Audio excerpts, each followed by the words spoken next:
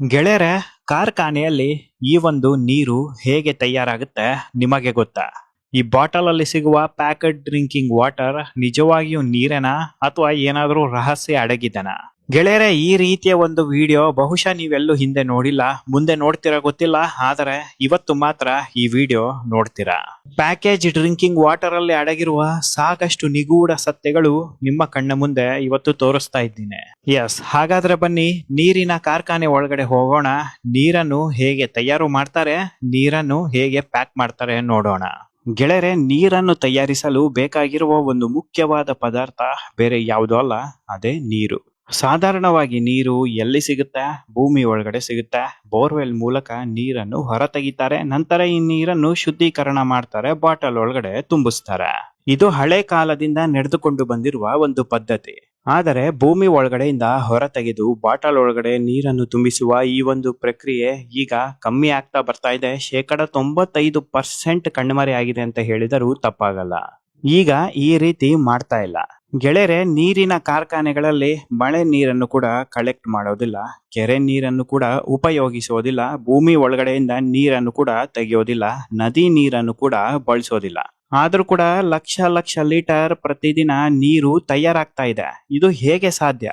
ಕಾರ್ಖಾನೆಯವರು factory ಒಳಗಡೆ ಕೃತಕವಾಗಿ ನೀರನ್ನು ತಯಾರಿಸುತ್ತಿರುವ ಈ ಒಂದು ಪ್ರಕ್ರಿಯೆ ಯಾವ ರೀತಿ ಇದೆ ಅಂದ್ರೆ, ಒಂದು ರೀತಿ ಅನ್ಲಿಮಿಟೆಡ್ ವಾಟರ್ ಸಿಕ್ಕ ಹಾಗೆ. 10,000 ವರ್ಷಗಳಾದ್ರೂ ಕೂಡ ನೀರಿಗೆ ತೊಂದರೆ ಬರೋದಿಲ್ಲ. ಈ ರೀತಿಯ ಒಂದು ಸಿಸ್ಟಮ್ ಅನ್ನು ಕಾರ್ಖಾನೆಯವರು ಬಳಸಿ ನೀರನ್ನು ತಯಾರು ಮಾಡ್ತಾ ಇದ್ದಾರೆ. ಕಾರ್ಖಾನೆಯಲ್ಲಿ ತಯಾರಾಗುವ ಈ ಒಂದು ನೀರಿಗೆ ಯಾವುದೇ ಕಾರಣಕ್ಕೂ ನ್ಯಾಚುರಲ್ ವಾಟರ್ ಅಂತ ಕರೆಯಬಾರದು.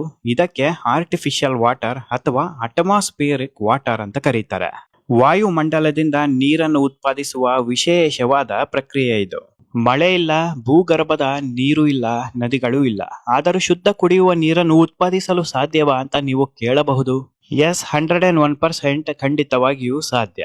ವಿಜ್ಞಾನ ಮತ್ತು ತಂತ್ರಜ್ಞಾನದ ಈ ಒಂದು ಕಾಲದಲ್ಲಿ ಏನ್ ಬೇಕಾದ್ರೂ ಸಾಧ್ಯವಾಗುತ್ತೆ. ಗೆಳೆಯರೆ, ಈಗ ದೊಡ್ಡ ದೊಡ್ಡ ಫ್ಯಾಕ್ಟರಿಗಳಲ್ಲಿ ನೀರನ್ನು ಹೇಗೆ ತಯಾರು ಮಾಡ್ತಾ ಇದ್ದಾರೆ ಗೊತ್ತಾ? ಗಾಳಿಯಿಂದಲೇ ನೀರನ್ನು ಉತ್ಪಾದಿಸುತ್ತಾ ಇದ್ದಾರೆ. ಇದಕ್ಕೆ ಆಡು ಭಾಷೆಯಲ್ಲಿ ಆರ್ಟಿಫಿಷಿಯಲ್ ನೀರ್ ಅಂತ ಕರೀತಾರೆ. ಇನ್ನು ಸೈಂಟಿಫಿಕ್ ಭಾಷೆಯಲ್ಲಿ ಅಟ್ಮಾಸ್ಫಿಯರಿಕ್ ವಾಟರ್ ಜನರೇಷನ್ ಅಂತ ಕರೀತಾರೆ. 101% ಭವಿಷ್ಯದಲ್ಲೂ ಕೂಡ ಈ ಅಟ್ಮಾಸ್ಫಿಯರಿಕ್ ವಾಟರ್ ಜನರೇಷನ್ ನೀರಿನ ಪರಿಹಾರವಾಗಿದ್ದು, ನೀರಿನ ಕೊರತೆಯನ್ನು ನಿವಾರಿಸುವ ಮಹತ್ವದ ಹೆಜ್ಜೆ ಆಗಿದೆ ಕೂಡ. AWG ಅಟ್ಮಾಸ್ಫಿಯರಿಕ್ ವಾಟರ್ ಜನರೇಷನ್ ಅಂದರೆ ಏನು ಅಂತ ನೋಡೋದಾದ್ರೆ, ಗಾಳಿಯಲ್ಲಿ ಸದಾ ನೀರಿನ ಹಬೆ ಇದ್ದೇ ಇರುತ್ತೆ. ಇದನ್ನು ಇಂಗ್ಲಿಷ್ ಅಲ್ಲಿ ವಾಟರ್ ವೇಪರ್ ಅಂತ ಕರೀತಾರೆ. ಕಾರ್ಖಾನೆಯಲ್ಲಿ ಈ ತೇವಾಂಶವನ್ನು ಸಂಗ್ರಹಿಸಿ ಶುದ್ಧೀಕರಿಸಿ ಕುಡಿಯುವ ನೀರಾಗಿ ಪರಿವರ್ತಿಸ್ತಾರೆ. ಮಳೆ ಅಥವಾ ಭೂಗರ್ಭದ ನೀರಿನ ಅವಲಂಬನೆ ಇಲ್ಲದೆ ಅನ್ಲಿಮಿಟೆಡ್ ನೀರನ್ನು ಉತ್ಪಾದಿಸುವ ಒಂದು ಹಂತ ಇದು. ಗೆಳೆಯರೆ, ಕಾರ್ಖಾನೆಯಲ್ಲಿ ವಿಶೇಷವಾಗಿ AWG ಯಂತ್ರಗಳು ಇರುತ್ತೆ. ಮೊದಲು ಯಂತ್ರದಲ್ಲಿ ಇಂಡಸ್ಟ್ರಿಯಲ್ ಬ್ಲೋವರ್ಸ್ ಅಂತ ಇರುತ್ತೆ. ಸುಲಭವಾಗಿ ಕನ್ನಡದಲ್ಲಿ ಶಕ್ತಿಶಾಲಿ ಫ್ಯಾನ್ಗಳು ಅಂತ ಕರೀತಾರೆ. ಈ ಒಂದು ಫ್ಯಾನ್ಗಳು ನಿರಂತರವಾಗಿ ದೊಡ್ಡ ಪ್ರಮಾಣದ ಗಾಳಿಯನ್ನು ಯಂತ್ರದ ಒಳಗಡೆ ತುಂಬಿಸುತ್ತಾ ಇರುತ್ತೆ. ಕೈಗಾರಿಕಾ ಮಟ್ಟದ ಯಂತ್ರಗಳಲ್ಲಿ ಪ್ರತಿ 1 ಗಂಟೆಗೆ ಸಾವಿರಾರು ಕ್ಯೂಬಿಕ್ ಮೀಟರ್ ಗಾಳಿಯನ್ನು ತುಂಬಿಸಬಹುದು. ಗಾಳಿಯಲ್ಲಿ ನಿರಂತರವಾಗಿ ವಾಟರ್ ವೇಪರ್ಗಳು ಇದ್ದೇ ಇರುತ್ತೆ. ಈ ತೇವಾಂಶವೇ AWG ಮೂಲಕ ಉತ್ಪಾದಿಸಲ್ಪಡುವ ನೀರಿನ ಮೂಲವಾಗಿರುತ್ತದೆ. ಮರುಭೂಮಿ ಪ್ರದೇಶಗಳಲ್ಲಿ ತೇವಾಂಶ 20% ಇಂದ 30% ಇರುತ್ತೆ. ನೀರಿನ ಉತ್ಪಾದನೆ ಕಡಿಮೆನೆ ಬರುತ್ತೆ. ಇನ್ನು ಕರಾವಳಿ ಪ್ರದೇಶಗಳಲ್ಲಿ ತೇವಾಂಶ 60% ಇಂದ 90% ತನಕ ಹೋಗುತ್ತೆ. ನೀರಿನ ಉತ್ಪಾದನೆ ಬಹಳ ಹೆಚ್ಚಿನ ಮಟ್ಟಿಗೆ ಆಗುತ್ತೆ. ನೀವಿನ್ನು ನನ್ನ official Facebook page Sudhindra Explorer ನ ಫಾಲೋ ಮಾಡಿಲ್ಲ ಅಂದ್ರೆ ಈಗಲೇ ಫಾಲೋ ಮಾಡಿ. Facebook page link description box ಅಲ್ಲಿ ಇರುತ್ತೆ, ಒಂದು ಸಲ ಚೆಕ್ ಮಾಡಿ. ಇನ್ನು ಬೆಂಗಳೂರಿನಂತಹ ದೊಡ್ಡ ದೊಡ್ಡ ನಗರಗಳಲ್ಲಿ ತೇವಾಂಶ 40% ಇಂದ 70% ಇರುತ್ತೆ. AWG ಯಂತ್ರಗಳು ಇಂತಹ ನಗರದಲ್ಲೂ ಕೂಡ ಸಮರ್ಪಕವಾಗಿ ಕಾರ್ಯ ನಿರ್ವಹಿಸಬಹುದು. ಈಗಲೂ ಕೂಡ ದೊಡ್ಡ ದೊಡ್ಡ ನಗರಗಳಲ್ಲಿ ಇರುವ ನೀರಿನ ಕಾರ್ಖಾನೆಯಲ್ಲಿ AWG ಯಂತ್ರಗಳನ್ನು ಬಳಸಿಕೊಂಡು ಪ್ರತಿದಿನ ಸಾವಿರಾರು ಲೀಟರ್ ನೀರನ್ನು ತಯಾರಿಸುತ್ತಾ ಇದ್ದಾರೆ. ಯಂತ್ರದ ಒಳಗಡೆ ಏರ್ ಫಿಲ್ಟರ್ ಗಳನ್ನು ಅಳವಡಿಸಿರ್ತಾರೆ. ಈ ಮಷಿನ್ ಒಳಗಡೆ ಇರುವ ಫ್ಯಾನ್ಗಳು ಗಾಳಿಯನ್ನು ಎಳೆದುಕೊಳ್ಳುವಾಗ ಧೂಳು, ಕೀಟಗಳು, ಕಸ ಎಲ್ಲವನ್ನು ಎಳೆದುಕೊಳ್ಳುತ್ತೆ. ನಂತರ ಫಿಲ್ಟರಿಂಗ್ ಮಾಡಿ ಮಷಿನ್ ಒಳಗಡೆ ಶುದ್ಧ ಗಾಳಿಯನ್ನು ಕಳಿಸುತ್ತೆ. ಶುದ್ಧವಾದ ಗಾಳಿ ಮಷಿನ್ ಒಳಗಡೆ ಹೋದ ಮೇಲೆ HEPA ಫಿಲ್ಟರೇಷನ್ ಶುರು ಆಗುತ್ತೆ. HEPA ಅಂದರೆ ಹೈ ಎಫಿಷಿಯನ್ಸಿ ಪಾರ್ಟಿಕ್ಯುಲೇಟ್ ಏರ್. ಶುದ್ಧವಾದ ಗಾಳಿಯಲ್ಲೂ ಕೂಡ ಕಣ್ಣಿಗೆ ಕಾಣದಂತಹ ಧೂಳು, ಬ್ಯಾಕ್ಟೀರಿಯಾ, ಅಲರ್ಜಿಗಳು ಇರುತ್ತೆ. HEPA ಫಿಲ್ಟರ್ಗಳು ಇವನ್ನೆಲ್ಲ ತೆಗೆದು ಹಾಕುತ್ತೆ. ಗೆಳೆಯರೆ, ಮುಂದಿನ ಹಂತ ಆಕ್ಟಿವೇಟೆಡ್ ಕಾರ್ಬನ್ ಫಿಲ್ಟರ್. ಗಾಳಿಯಲ್ಲಿ ಸೇರಿಕೊಂಡಿರುವ ಹಾನಿಕಾರಕ ಅನಿಲಗಳು, ವಾಸನೆಗಳನ್ನು ತೆಗೆದುಹಾಕುತ್ತಾ ಈ ಒಂದು ಆಕ್ಟಿವೇಟೆಡ್ ಕಾರ್ಬನ್ ಫಿಲ್ಟರ್ಗಳಿಂದ ನೀರಿನ ರುಚಿ ಮತ್ತು ಗುಣಮಟ್ಟವನ್ನು ಸುಧಾರಿಸುತ್ತದೆ. ಒಂದು ಸಲ ಗಾಳಿ ಶುದ್ಧ ಆದ ಮೇಲೆ ಮುಂದಿನ ಹಂತ ಶುರು ಆಗುತ್ತೆ. ಮುಂದಿನ ಹಂತದ ಹೆಸರು ರೆಫ್ರಿಜಿರೇಟರ್ ಹಂತ. ಈ ಒಂದು ರೆಫ್ರಿಜಿರೇಟರ್ ಹಂತ ಅಂದ್ರೆ ಏನು ಅಂತ ಒಂದು ಉದಾಹರಣೆ ಹೇಳ್ತೀನಿ ನೋಡಿ. ತಣ್ಣಗಿನ ನೀರಿನ ಗ್ಲಾಸನ್ನು ಹೊರಗಡೆ ಇಟ್ಟಾಗ ಗ್ಲಾಸಿನ ಹೊರಭಾಗದಲ್ಲಿ ನೀರಿನ ಹನಿಗಳು ಕಾಣಿಸುತ್ತದೆ ಅಲ್ವಾ? ಈ ಒಂದು ಹನಿಗಳು ಎಲ್ಲಿಂದ ಬಂತು? ಗ್ಲಾಸ್ ಒಳಗಡೆಯಿಂದ ಬಂದಿದ್ದ 101% ಅಲ್ಲ. ಈ ಒಂದು ಹನಿಗಳು ಗಾಳಿಯಲ್ಲಿ ಇರುವ ನೀರಿನ ವೇಪರ್ಗಳು. ತಣ್ಣನೆಯ ಗ್ಲಾಸಿಗೆ ಗಾಳಿ ತಾಗಿದಾಗ ಈ ಹನಿಗಳು ಉಂಟಾಗುತ್ತೆ. ಇದೇ ಪ್ರಕ್ರಿಯೆ AWG ಯಂತ್ರದಲ್ಲೂ ಕೂಡ ನಡೆಯುತ್ತೆ. AWG ಯಂತ್ರದ ಒಳಗಡೆ ರೆಫ್ರಿಜಿರೇಟರ್ ಸಿಸ್ಟಮ್ ಇರುತ್ತೆ. ಇದು ಫ್ರಿಡ್ಜ್ ಮತ್ತು AC ರೀತಿ ಕೆಲಸ ಮಾಡುತ್ತೆ. ಗಾಳಿಯನ್ನು ತುಂಬಾ ತಣ್ಣಗಾಗಿಸುತ್ತದೆ. ಗಾಳಿ ತಣ್ಣಗಾದಾಗ ಅದರಲ್ಲಿರುವ ನೀರಿನ ವೇಪರ್ ಹನಿಗಳಾಗಿ ಮಾರ್ಪಡುತ್ತೆ. ಗಾಳಿಯನ್ನು ಯಾವ ತಾಪಮಾನಕ್ಕೆ ತಣ್ಣಗಾಗಿಸಿದರೆ ನೀರಿನ ಹನಿಗಳು ಉಂಟಾಗುತ್ತವೋ ಅದನ್ನು ಡ್ಯೂ ಪಾಯಿಂಟ್ ಅಂತ ಕರೀತಾರೆ. ಸರಳವಾಗಿ ಹೇಳೋದಾದ್ರೆ ಗಾಳಿ ನೀರಾಗಿ ಬದಲಾಗುವ ತಾಪಮಾನ. ಇದರ ಮುಂದಿನ ಒಂದು ಸ್ಟೇಜ್ ಕಂಡೆನ್ಸರ್ ಕಾಯಿಲ್ಗಳು. ಯಂತ್ರದ ಒಳಗಡೆ ತಣ್ಣನೆಯ ಲೋಹದ ಪೈಪ್ಗಳು ಇರುತ್ತೆ. ಗಾಳಿಯಲ್ಲಿರುವ ನೀರಿನ ವೇಪರ್ ಈ ತಣ್ಣನೆಯ ಮೇಲ್ಮೈಗೆ ತಾಗಿದಾಗ ಚಿಕ್ಕ ಹನಿಗಳು ರೂಪುಗೊಳ್ಳುತ್ತೆ. ಯಂತ್ರದ ಒಳಗಡೆ ವಾಟರ್ ಸ್ಟೋರೇಜ್ ಟ್ಯಾಂಕ್ಸ್ ಗಳು ಇರುತ್ತೆ. ಹನಿಗಳು ರೂಪುಗೊಂಡ ತಕ್ಷಣ ಈ ಒಂದು ವಾಟರ್ ಸ್ಟೋರೇಜ್ ಟ್ಯಾಂಕ್ಸ್ ಒಳಗಡೆ ಹೋಗಿ ಬೀಳುತ್ತೆ. ಗೆಳೆಯರೆ, ಈಗ ನೀರು ತಯಾರಾಗಿದೆ. ಈ ನೀರನ್ನು ಮುಂದಿನ ಹಂತಕ್ಕೆ ಕಳಿಸ್ತಾರೆ. ಮುಂದಿನ ಹಂತ ಫಿಲ್ಟ್ರೇಷನ್ ಹಂತ. RO ಮತ್ತು UV ಫಿಲ್ಟ್ರೇಷನ್ ಮಾಡ್ತಾರೆ. ನಂತರ ಓಝೋನೇಷನ್ ಫಿಲ್ಟ್ರೇಷನ್ ಆಗುತ್ತೆ. ಒಂದು ಸಲ ನೀರು ಫಿಲ್ಟ್ರೇಷನ್ ಆದ ಮೇಲೆ ಮಿನರಲೈಸೇಷನ್ ಪ್ರಕ್ರಿಯೆ ಆರಂಭ ಆಗುತ್ತೆ. ಗೆಳೆಯರೆ, ಈ ಒಂದು ನೀರು ಖನಿಜ ರಹಿತವಾಗಿರುತ್ತದೆ. ಹೇಳಬೇಕಂತಂದ್ರೆ ಇದು ಒಂದು ಸಾಧಾರಣ ನೀರು. ಇದರಲ್ಲಿ ಕ್ಯಾಲ್ಸಿಯಂ, ಮೆಗ್ನೀಷಿಯಂ, ಪೊಟ್ಯಾಷಿಯಂ ಯಾವುದು ಕೂಡ ಇರೋದಿಲ್ಲ.